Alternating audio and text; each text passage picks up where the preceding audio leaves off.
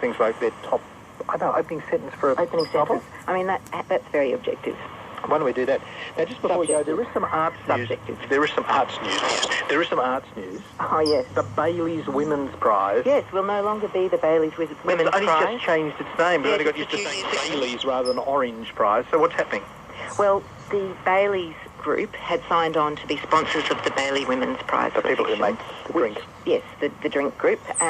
They signed on for a few years. They were meant to finish their sponsorship in 2016. They extended it to 2017. So now the most well-known prize for women's fiction is hunting for another sponsor. I think they should go back to orange. Another name. Or colour. Yellow. I mean, forget that it was a green or blue. Telephone company. Just call it the Yeah, orange well, one. that's right. I mean, it's a bit of a shame, but the founder of the prize, Kate Moss, that's the broadcaster, she is hopeful that she'll find a good sponsor for it. Sarah, thank you very much. Thanks, Michael. Sarah Lestrange. Right, the program for today. Earshot is next. A fascinating story about the 1920s Hollywood star Anna May Wong, the first Chinese-American actress to make it big in the silent movie era. It says silent movie era here, but that can't be right. It has to be an era. I'm Michael Caviar. This is RN. Hold on. Every week, you make hundreds of decisions. Most of them you don't even think about. Some you never forget. And a couple you wish you could have another go at. All around you, everyone's doing the same thing. That's millions of decisions per hour. And we're not just talking coffees, lunches, what you'll have for dinner. It's everything. What you do, where you live. All those choices add up to economics. And economics is in everything. That's The Money. Listen live, 5:30 Thursday afternoon, or whenever you want, by the ABC Radio app.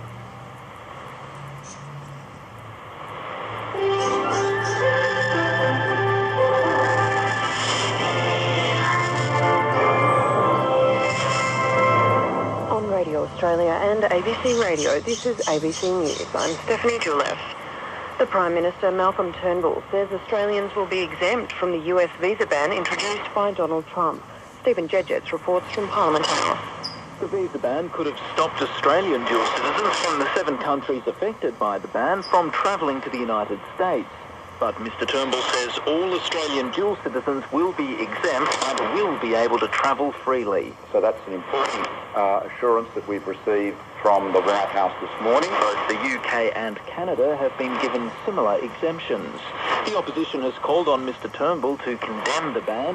The Prime Minister says that would be inappropriate, and if he has any criticisms, he'll make them privately. The European Union has rebuked the Trump administration's travel ban for being biased against Muslims. Italian Foreign Policy Advisor Federica Mogherini says the EU will continue to work with other countries regardless of their religion.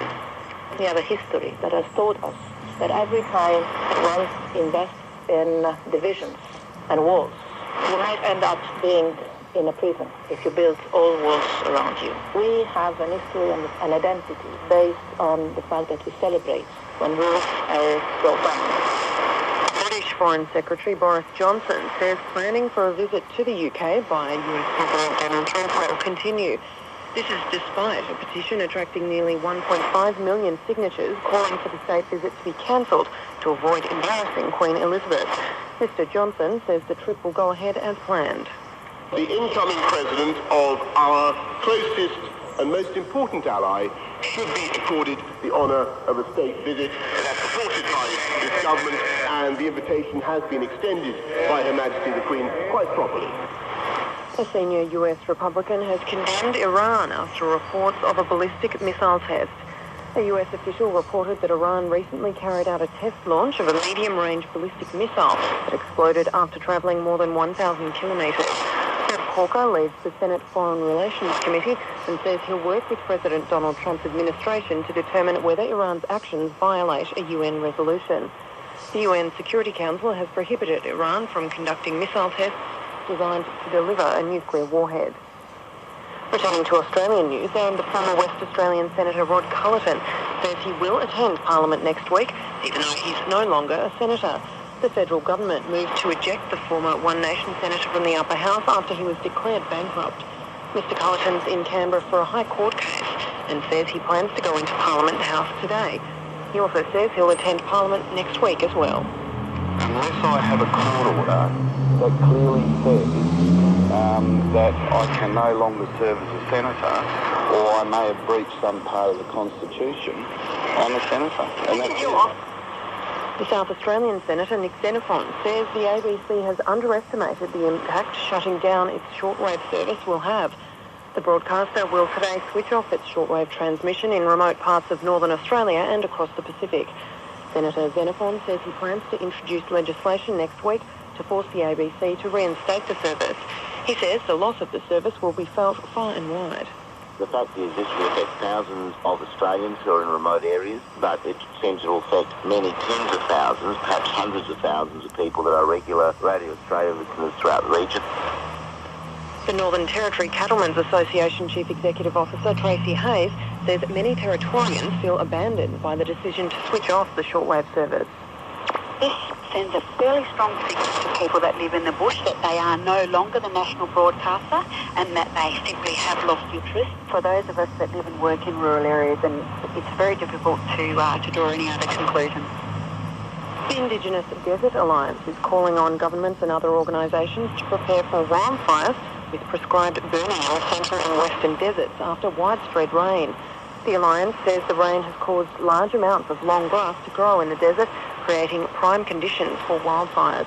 The Alliance's spokesman, Gareth Catt, says past efforts to prevent large-scale wildfires have been inadequate.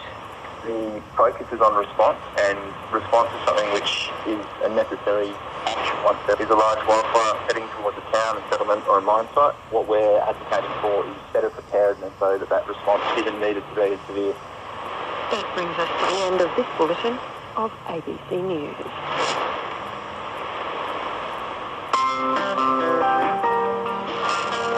Discover Radio Australia. Now, it's the year of the rooster, and what better way to celebrate than by eating chicken? That's from the ground up.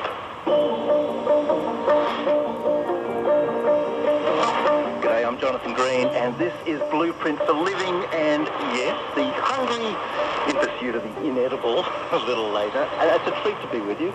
I am your new Blueprint guy, thanks to the sterling service of Michael Williams. Now, we're about to discover just what it is that has 10,000 pearls and